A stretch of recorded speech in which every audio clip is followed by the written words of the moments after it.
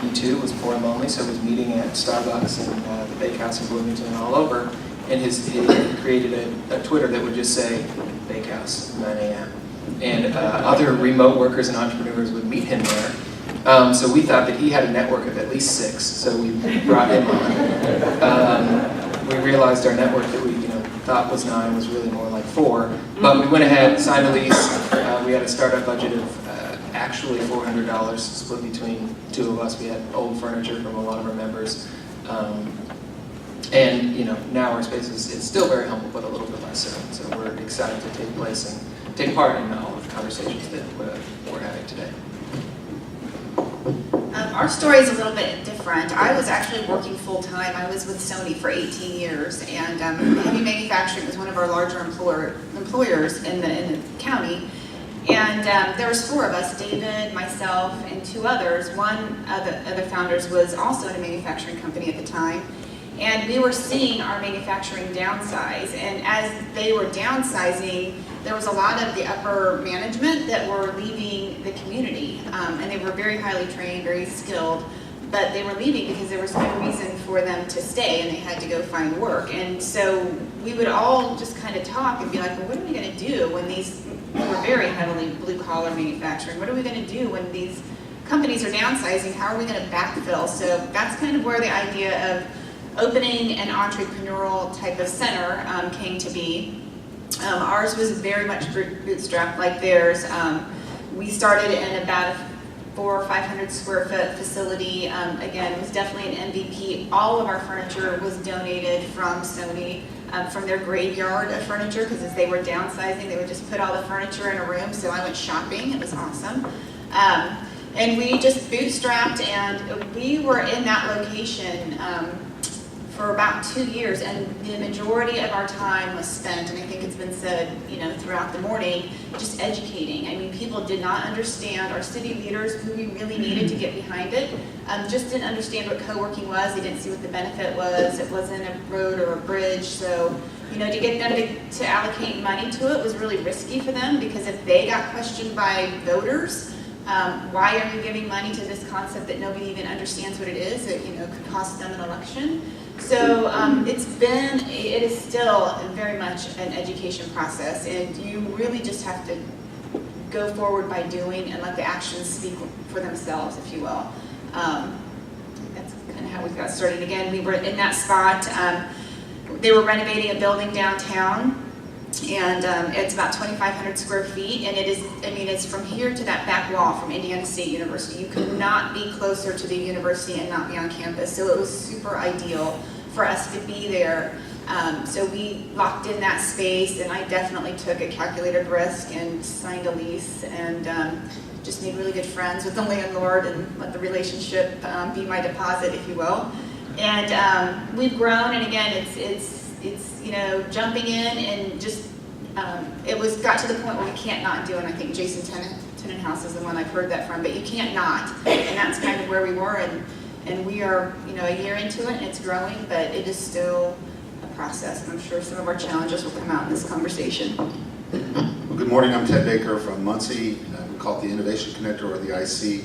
Just as a side note from one of our former leaders, I won't allow their youth and inexperience to hinder our conversation here or hold me back. So anyway, I also teach at the Ball State University in the entrepreneurship department. And just a full disclosure, I'm going to be 59 years old next month. And I couldn't be more excited about it. And I'm in the process of beginning stages of writing a book, because that's what we do, right? And so I feel like I fit in with the millennials. I have the spirit, I have the energy. So the working title of my book is Help, I'm a Millennial Trapped in a Baby Boomer's Body. And that's, if anything happens, that's kind of who I feel like I am.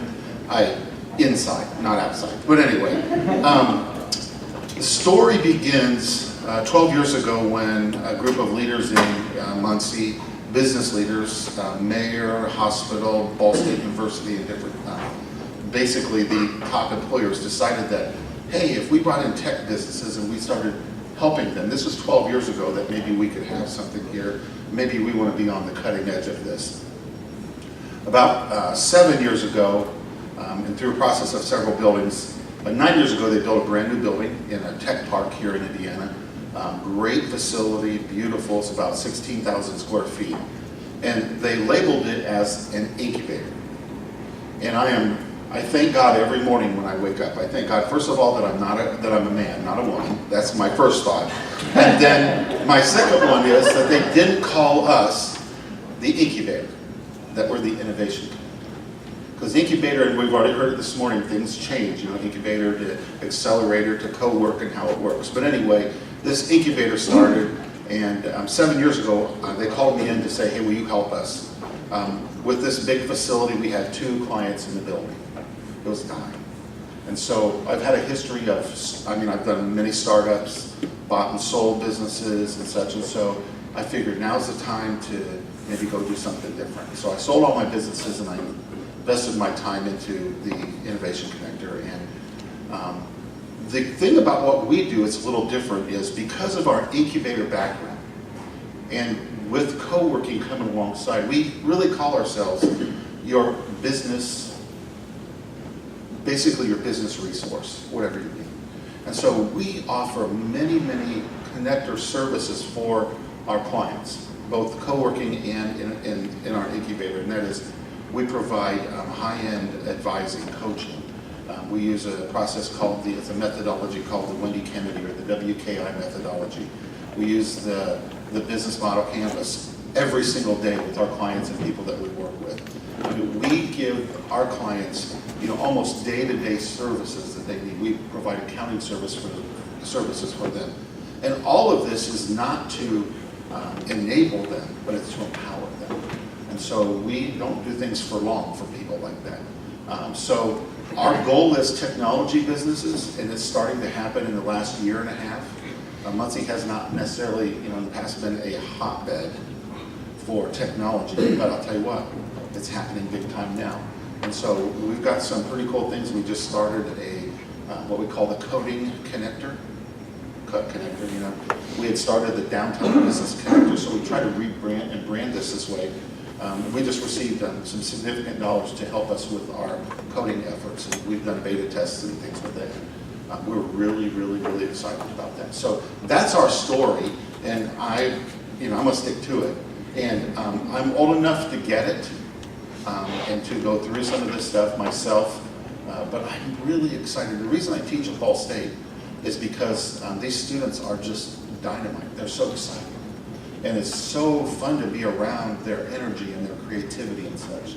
And that's what we see in our work environments, our co-work space. There's something about that. So I'm excited to be part of this ecosystem. And we're excited to have you. So there's several communities here that are looking to start co-working spaces and create entrepreneurial opportunities for their communities. And I think we heard from you guys that your spaces all got started in a couple different ways, and there's pros and cons from both sides. Ted mentioned a group of community leaders got together and decided we need to do something for the community.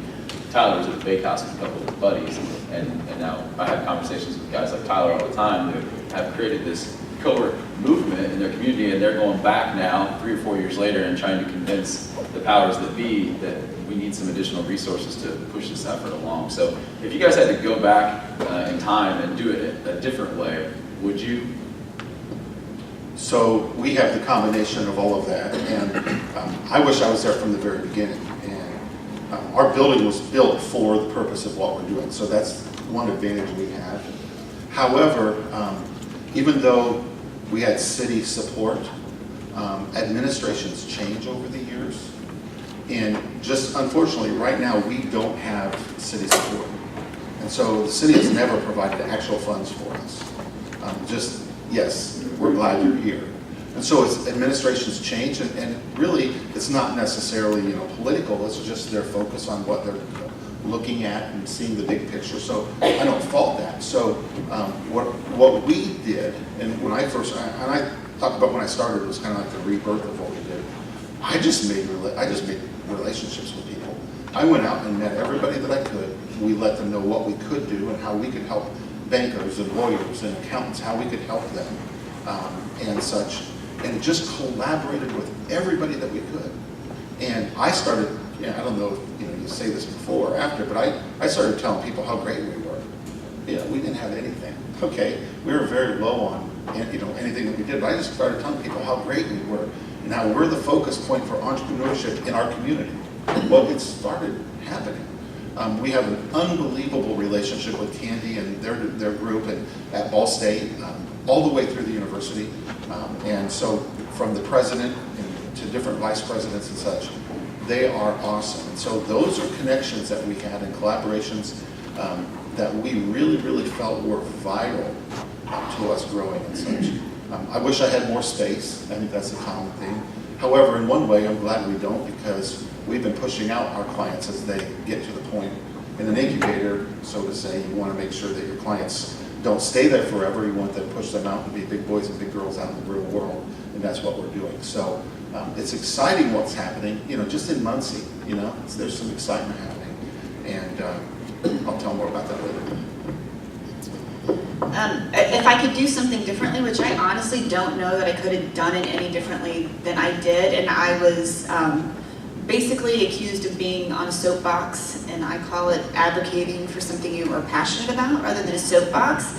But I am sure after 2 years of cornering these business leaders, because I just could not get the buy-in from our city leadership, and I'm not knocking them, it was just, they just didn't understand how this worked, and so I had to kind of bypass that and go around, and I'm pretty sure I've got go-away money, like, okay, take it and go do, just please, every time I make eye contact with you, don't tell me why we need to do this.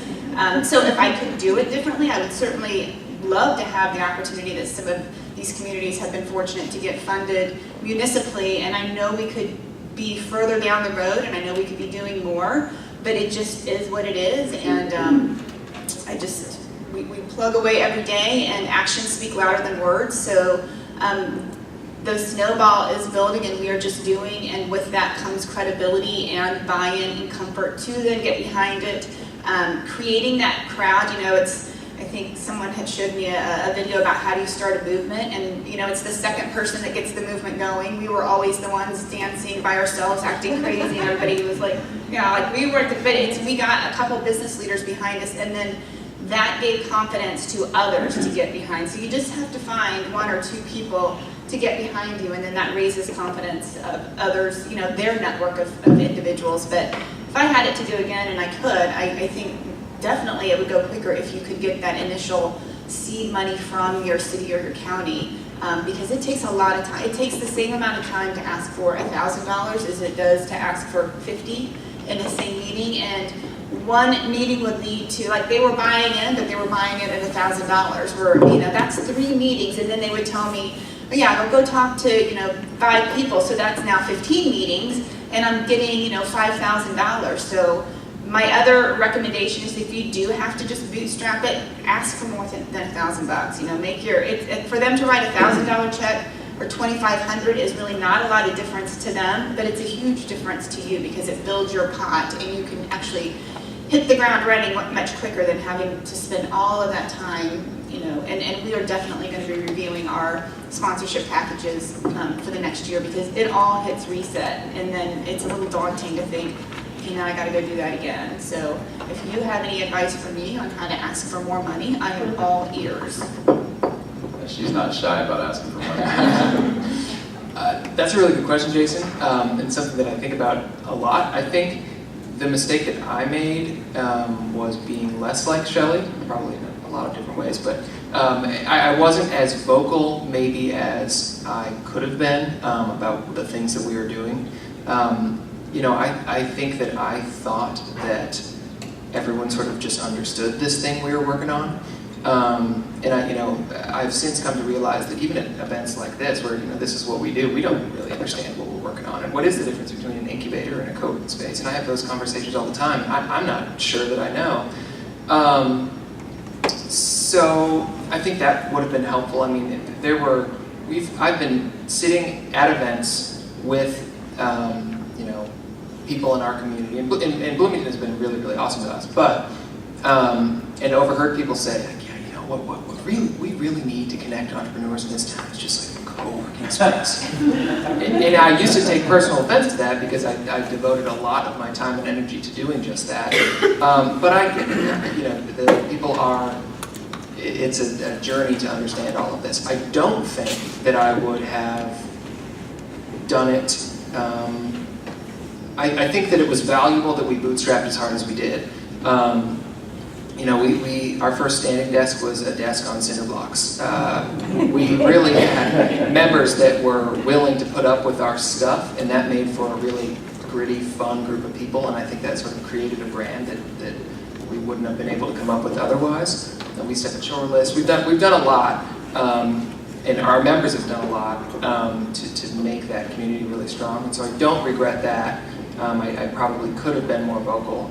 But I think now, you know, when you can find ways to come up with those partnerships, that's when we're lucky to be able to blend the sort of the community support and the gritty brand that you create by doing it in a different way.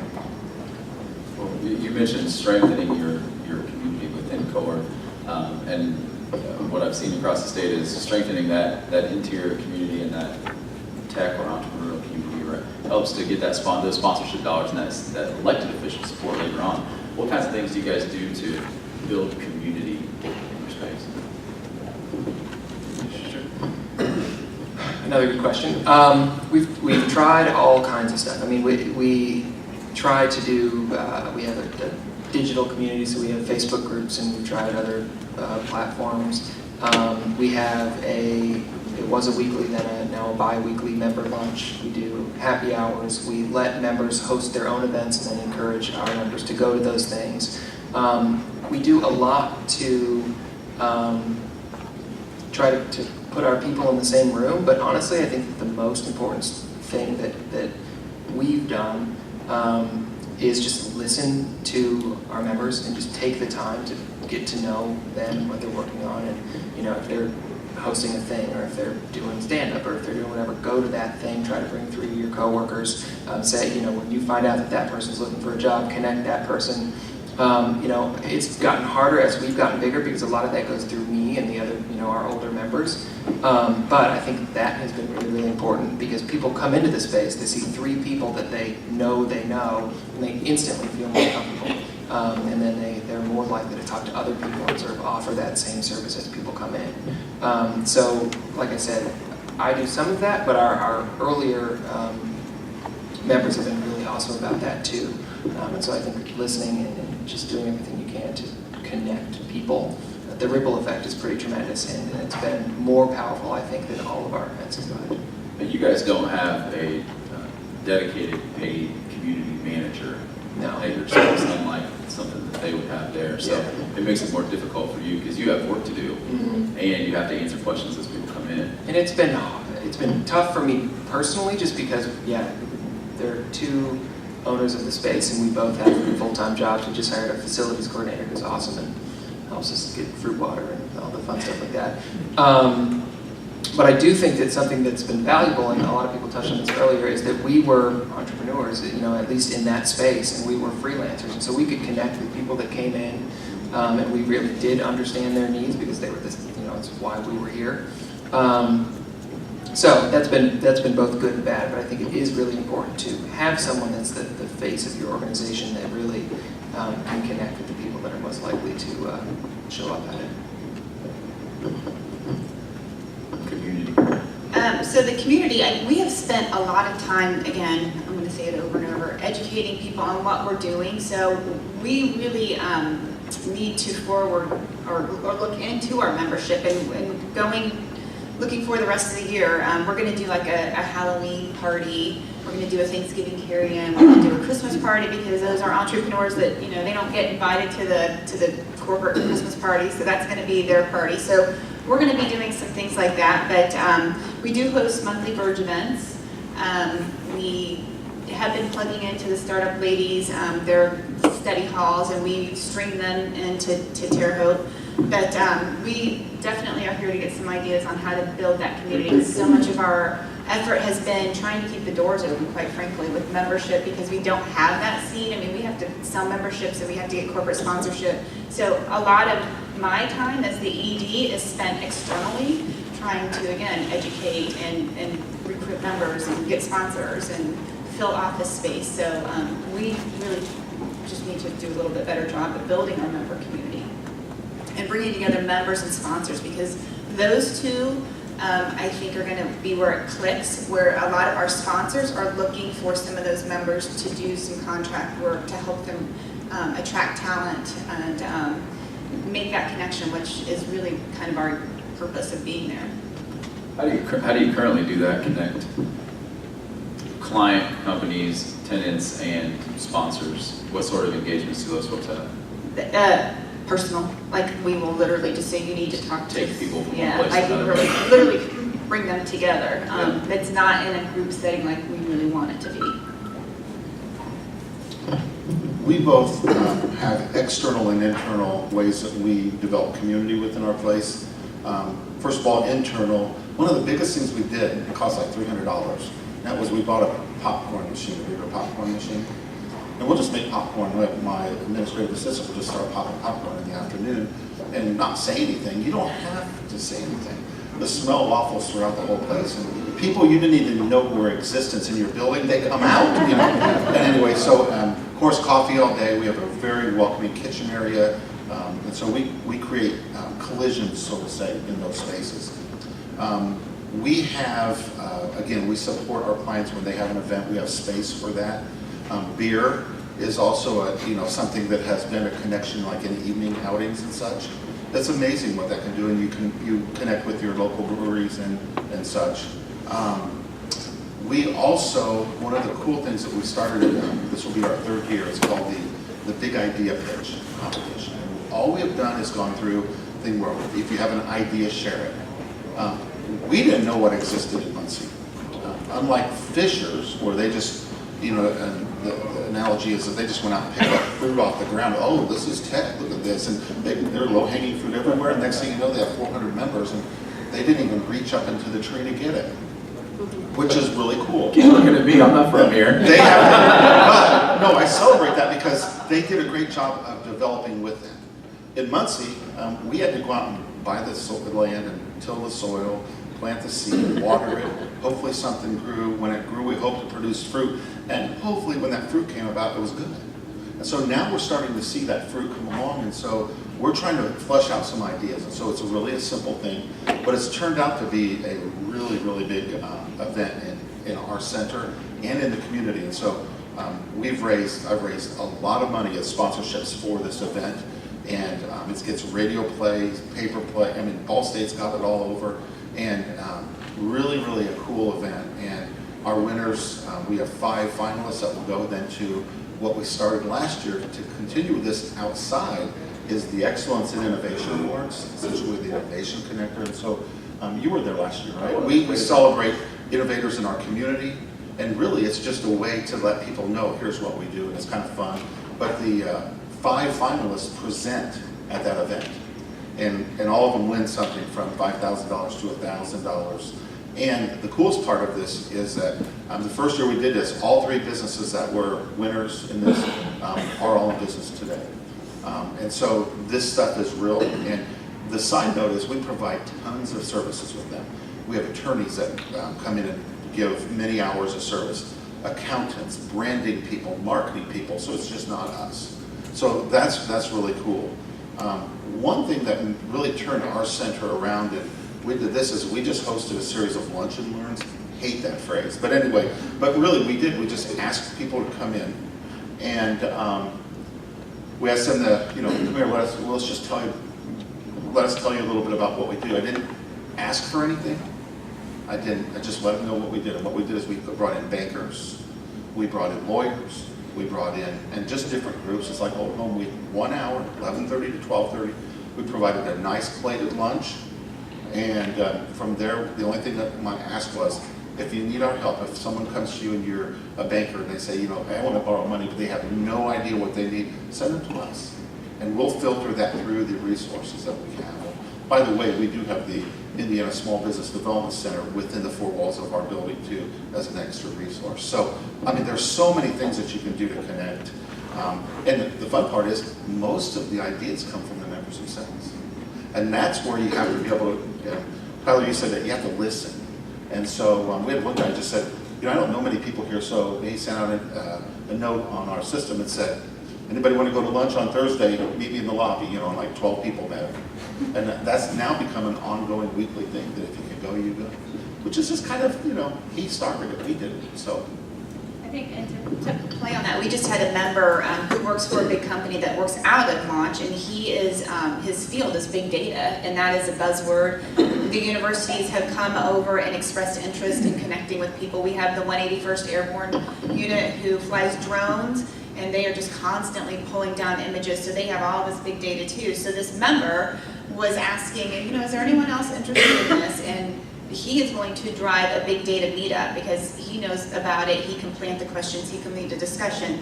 But I think that's going to be, to your point, let your members cultivate what they know well and let them drive it, because you only have so much time. But that's definitely activity that builds that community. And we also hold office hours, and those are really helpful. We do it the first week of every month, and we have like Tuesday is the Bar Association, Wednesday is an accountant, and we encourage our members as they go through the month and they come to us with questions, we try to push them to that week and get off the clock. It's no charge, which is a huge benefit when they're trying to get going and saving that seed money for something that can be better used. One common question that comes up is, who uses your space? Like, how do you vet out who's in the building? And you don't want to say no to people. I was working with somebody a couple weeks ago who was a new cowork space, and they said, well, anybody that's willing to write me a check, I'll let them move in. And I said, well, back up a second. Like, if you're trying to build community, does this person necessarily need to be next to this person? And is that going to help you advance your cause? So maybe quickly on how you figure out who's going to be there. Yes, we do a vetting process, and we've had some churches want to come in and recruit. We're like, that's really not what this is for. Us being with the university, there's a lot of students, there's a lot of masters, kids working on their degrees. There's a lot of students in general, and we send them through what's called the Business Engagement Center to get vetted, and they have to answer some questions, because what we don't want is that our space, because it is so close to campus, to become the alternative to the Valley, which is one of the bars. We wanted them to definitely come there, but not to just hang out. It's not your party place.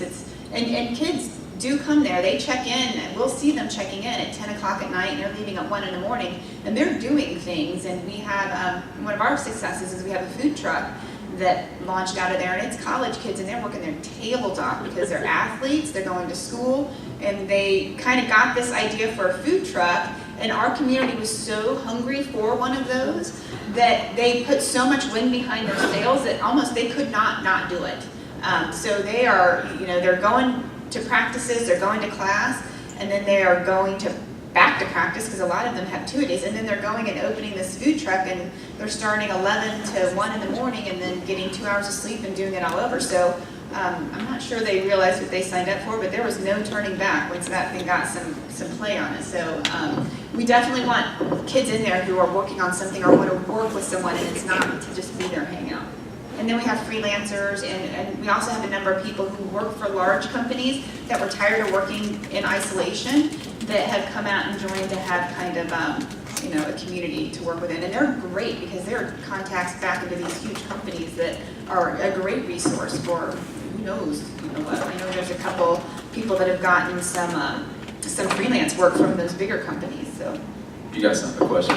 So the Business Engagement Center, who runs that? Indiana State, so it's part of the college. Does that answer your question? This is something that I'm pretty passionate about, and that we've had to spend a lot of time figuring out.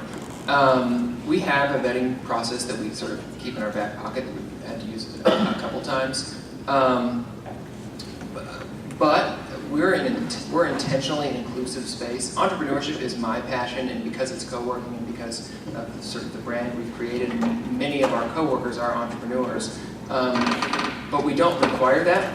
And I think personally that that's been super valuable. We tried to create a feeling when you enter our space. I mean, we have AstroTurf in our conference room.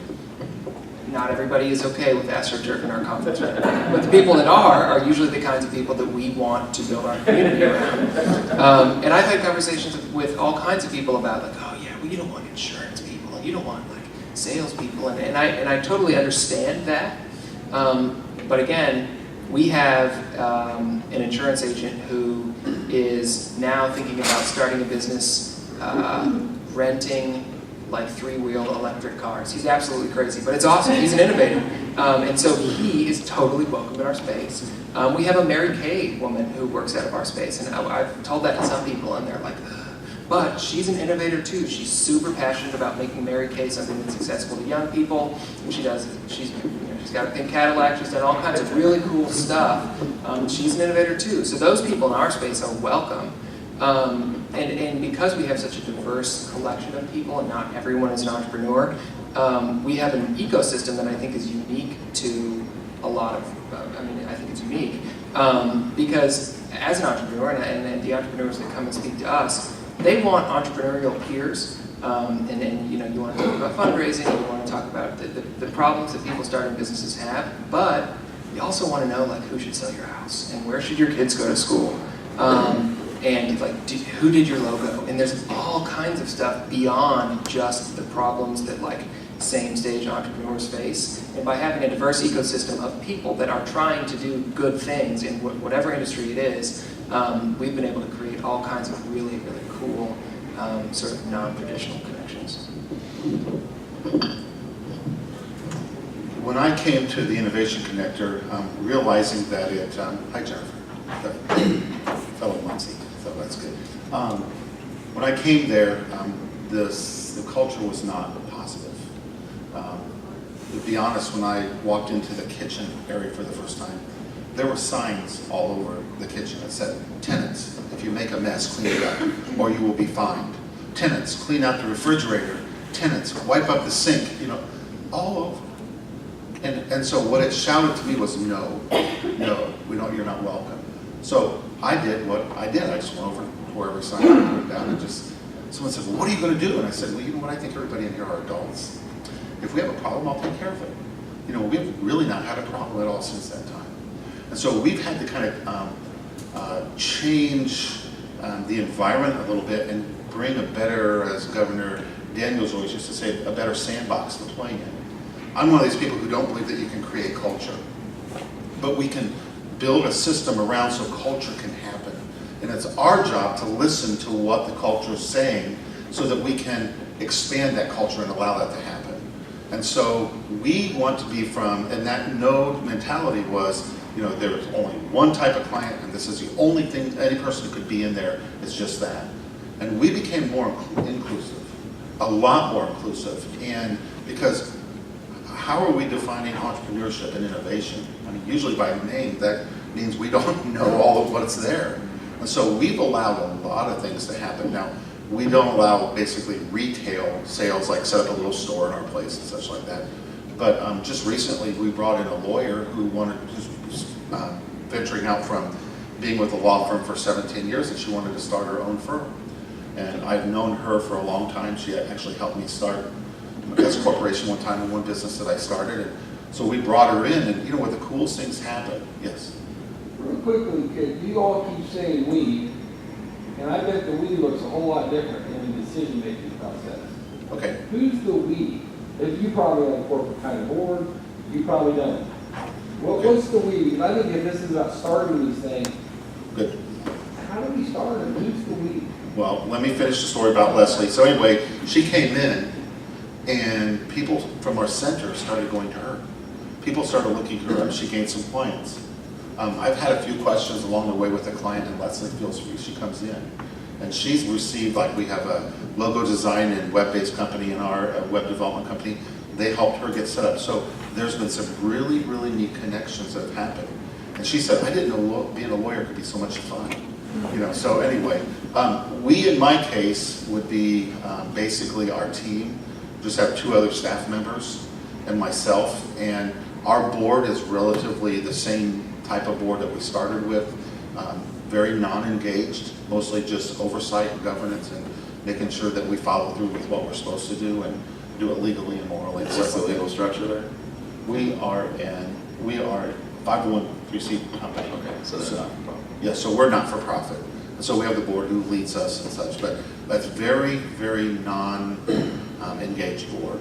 And you know what, kind of for me, I really like that. But anyway, don't tell them I said that. Of course you do. Yeah. But, I'm still accountable to them, so, does that help? Yeah. So for us, we've had to, reach out and understand what's the culture of Muncie baking. And, the thing is too, is that we're not the only place now. When we started, we were. Now we have the CoLab in downtown Muncie. We have the Magix, which is going to be a maker space. Let's work together. Let's figure this out. And so I think, those are the things that make all of this important. Our structure is a nonprofit as well, so we have a board of 5.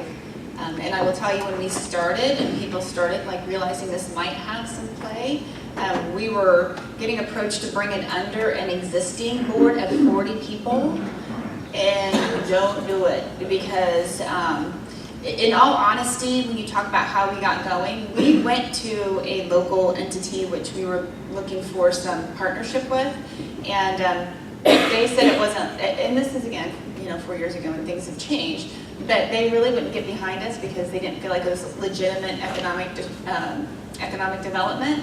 So honestly, if we would have stopped there, we would have never gone. I mean, we hit that roadblock. Literally, we were so excited thinking this is a perfect fit, and we got just completely stopped in our tracks. And this isn't legitimate. I don't know if there was some territorial. I don't know why we would be a threat. We have always been very open and encourage collaboration. But I think maybe in smaller communities it's a difference. Again, I would love to have the mindset that we heard of that first panel. I think it makes a huge difference in the leadership that you have, but you might run into some territorial, fights and just continue to be, I proactively have update meetings with entities so that they know I am very transparent and I have no interest in taking over what you're doing. I am only here to maybe help and create, I think someone had said it earlier, a more balanced approach to economic development, and this is newer. So if you don't understand it, I do. If you can just work with me, I'm happy to work with you. Can you give me an example of who is on that board? On our board? Yeah. It's one of those, it's only 5, but which makes us very nimble. And I think if you have worked on a board with a lot of people, you sometimes go nowhere fast. So being nimble is really important. So it's a business leader that kind of got behind us initially, and that's one of those individuals that once he jumped on board, it gave confidence to some others. It is a lawyer, so definitely having a lawyer on your board can save you a lot of money. There's an accountant on our board, just so happens. One of the individuals from Indiana State has recently joined our board, which helps to create that bridge. Again, there was, I think, initially a little bit of concern that we were going to step on toes of something that someone else was already doing, and bringing people kind of on board with you eliminates that. So it gives confidence to that other entity, like, okay, well, there's nothing that they're trying.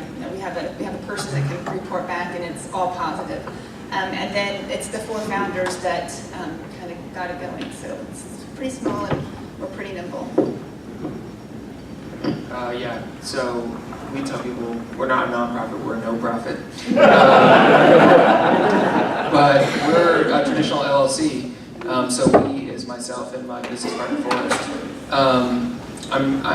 that's a whole other conversation whether or not I would recommend it be that way.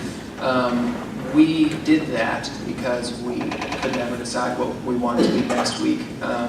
So it allowed us to stay flexible and for us to vet a number of different business plans. Cowork made sense for us financially as it's lasted because we do some consulting work, and it was a great way for us to meet people. So we could justify the time that we spend there as sort of just a marketing expense. We've experimented or thrown around ideas for 100 other ways to make it work. But being an LLC, at least for now, has had some drawbacks, but it's allowed us to stay pretty flexible. Very cool. All right, they're going to wheel the food in, and if we eat now, we can stay on schedule for the afternoon maybe. But I really appreciate you guys coming and sharing, and these guys are going to be here, and so please feel free to ask them questions.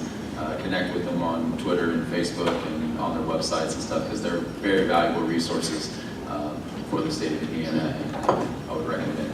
I just want to end with one note. I applaud any economic development people and mayors that are here today because you have to stay current, and I think if you are not, if the people that control the pocketbook and control the vision of the city are not staying current, you could fall behind super quick in today's society. So I applaud you for staying relevant and staying current. One last thing for me is that if you need help in this state, in this region, there is so much help available. Please don't be afraid to ask for help. I mean, Launch Indiana is a good launching place for that, but make connections, call people, talk to them. You don't have to reinvent the wheel. The other thing is, I was always pressured is, when are you going to be like Launch Fishers? Well, guess what? Muncie's never going to be like Launch Fishers. We don't have to be. Let's be Muncie. Let's be your community. Do what you do best. Can we learn best practices? Oh, yeah. And we will, and we do. But that's how we all work together. And I'm telling you, there's an unbelievable network of people who get it and who will help out. And they're not holding this with their claws dug into it. They're holding it with open hands. Let's help each other. And I think that's so important to remember. So. You got it. Last word from Tyler, then Taco Bar is calling my name. Yeah, I just wanted to say thank you to everyone that's here because I really do think that this stuff matters, and so I appreciate people that support this movement and this kind of stuff. I'm from Bloomington originally, and I was 1,000% committed to high-tailing the heck out of there, and my experience at Cowork has completely changed my mind, and I've re-fallen in love with the city I grew up in. And I think that that's important, and it doesn't have to be an experience that only I have. Also, Jason, John, these guys are really, really, really awesome, and they care more than anybody else, and they're super helpful, so I appreciate them sort of leading the charge. Thank you. All right, thanks, guys. Come back with Bill Swords at 12:15, and I might talk at you for just a couple minutes before that.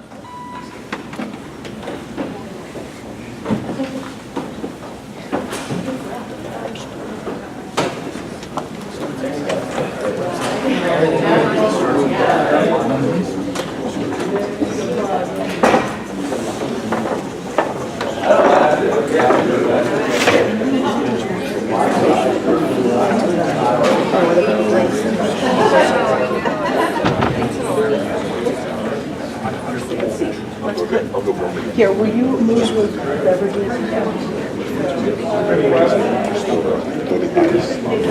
Yeah. So I'm going to move this down because these are heavy. Moving this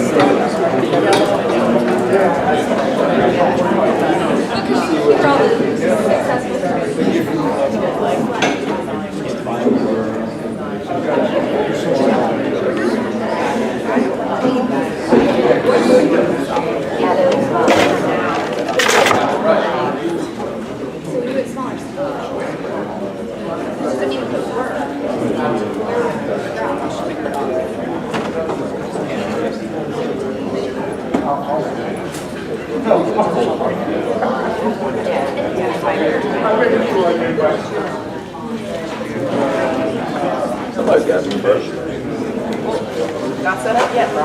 Oh, wait. Yeah, sorry. No, I wasn't. I was just opening it up.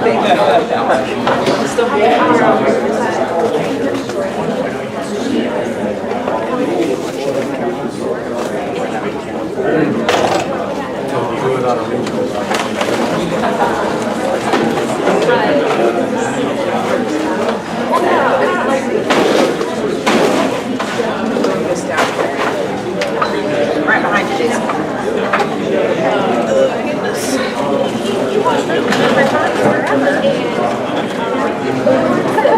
Once they're lost,